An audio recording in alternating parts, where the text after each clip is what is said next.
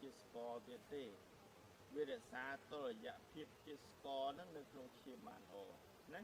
ពីព្រោះអីវារក្សាបានពីព្រោះបើជាស្ករយើងប៉ុណ្ណាវានៅតែប៉ុណ្ណឹងណាតែពេលយើងបរិភោគទៅវាអត់មាននៅក្នុងឈាមទេបាទអញ្ចឹងវាអត់មានកើតទៅជាទំនោរផ្អែមទេបាទរឿងទឹកខ្ញុំឆៅនេះអញ្ចឹងហើយបានជាដុកទ័រ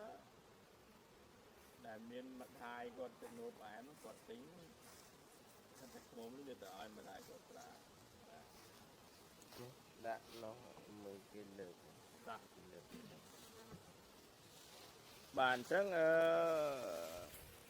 សូមបញ្ជាក់ឡើងវិញបាទចំពោះទឹកឃ្មុំវាអត់មានបញ្ហាបាទទឹកឃ្មុំពួកខ្ញុំដែលបងប្អូនបានឃើញនេះបាទណា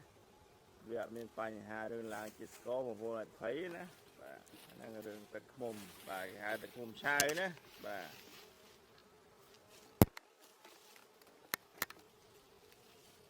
គេឥឡូវខ្ញុំបែរបងប្អូនបានឃើញណានេះណាបាទអញ្ចឹងក្នុងមកបកងនេះយើងកាត់បាន3ប្រអប់បាទយើងកាត់បាន3ប្រអប់ណាអញ្ចឹងមកប្រអប់យើងលក់តែ20000ទេណាហើយដំបូងឡើយគឺយើងដាក់កមួនយើងដាក់តែកមួនសុទ្ធទេបងប្អូនដាក់តែកមួនទៅគឺវាសង់ខ្លួនវា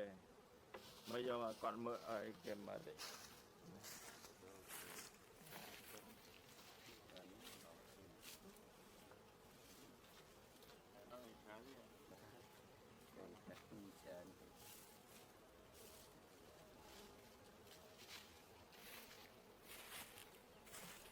បាទនេះខ្ញុំបង្ហាញបងប្អូនអំពីបកងហ្នឹងណាចឹង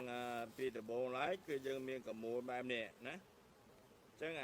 អាផ្លិតដែលយើងនេះនឹងមក